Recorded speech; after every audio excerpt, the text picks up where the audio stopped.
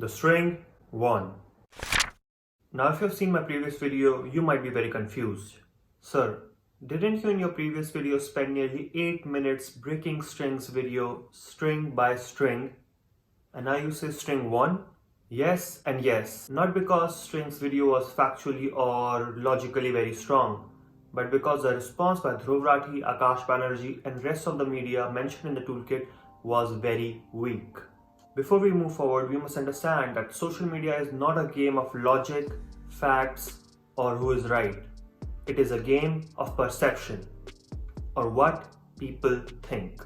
When the string made its video connecting George Soros with Meena Harris and Rihanna, people saw strength in its research, evidences and arguments. This got them excited about his next video, exposing Dhruv Rathee and the media mentioned in the toolkit, and it miserably failed to do so. One could have easily picked out mistakes in his arguments while watching the video. Therefore, people were really excited, especially for Dhruv, to debunk this video piece by piece. It is his style after all. But let's see what Dhruv did.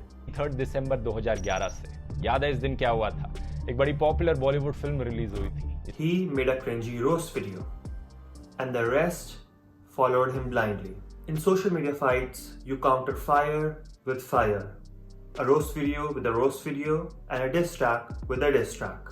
And this was a game of intellectual jousting, in which Dhruv and friends acted like clowns. And despite being very wrong, the string came out as the knight. If these people had made a simple video proving string's argument weak point by point, just like I did, which was not hard by the way, they could have come out on top of this. And to make things worse, Dhruv gave excuses for not debunking the video. और ऐसी conspiracy theories में जितनी बड़ी accusations होंगी, उतना ही मुश्किल हो जाता है इन्हें डिसप्रूव करना. Yes, it is true that a conspiracy theory cannot be proved wrong. Technically, no theory can be proved wrong, because a theory is just one of many possible explanations to a particular phenomena, and it could be strong or weak based on evidence in favor or against it, but it cannot be wrong. So, you can't prove a theory wrong, but you can give a better theory or explanation with strong evidences, like I did in my video, explaining why Annalisa Marelli might have tweeted donation requests of some news portals. If you haven't seen the video yet, link is in the description, you can watch it after this video. The string did its job. He gave evidences to its theory that Congress, Soros and Digipub were behind the toolkit. Dhruv on the other hand made an excuse by saying that the burden of proof lies on the accuser. But this is not a court, ladies and gentlemen. If someone accuses you on social media, you have to prove to the public that either you are right or the other person is wrong. It was the job of Dhruv and friends to prove string's arguments weak or give a better explanation, and they didn't do their job. And therefore, in the eyes of public, string's video is still better. Another mistake Dhruv and friends did is that they started insulting the string. Dhruv, Akash and News Laundry combined has more than 7 million subscribers on YouTube and millions of followers on Twitter. And they were insulting an upcoming YouTube channel with just 500,000 subscribers, therefore punching down. As a result, the sentiments of people shifted towards the string, because in this case, he is the underdog trying to save the country from foreign threats. And I know I'm repeating this again and again, but despite String's argument being weak, people still think that he got something right, judging from the freaky response by Dhruv and friends. Also, the global liberal left fails to understand that they are the bourgeois now. The entire big tech and the digital ecosystem is liberal left, and so are world's biggest social media stars. They have the power to censor anyone they want, even the President of the United States. On the other hand, the world's government that are mostly right are doing their best to figure out how to deal with big tech.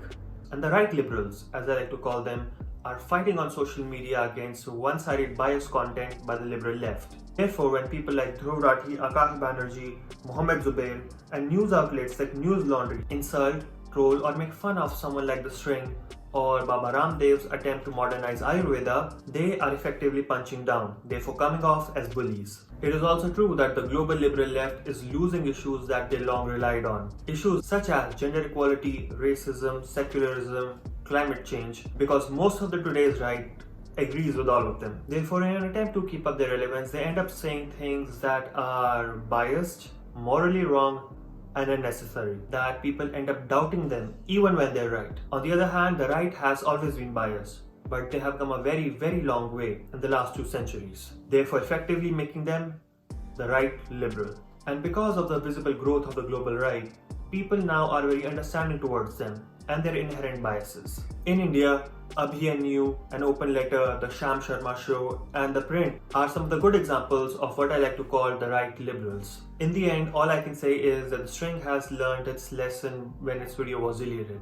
In the future, they will keep the language in check and grow on YouTube. However, if they can't keep their arguments right, unfortunately, they will lose the faith of the people. But what is certain is that the right liberals will grow on social media significantly. Thank you, ladies and gentlemen, for coming over. I'm new to YouTube. I'm still trying to figure out my type of content. I make vlogs, but I'll be making more analysis videos like these in the future.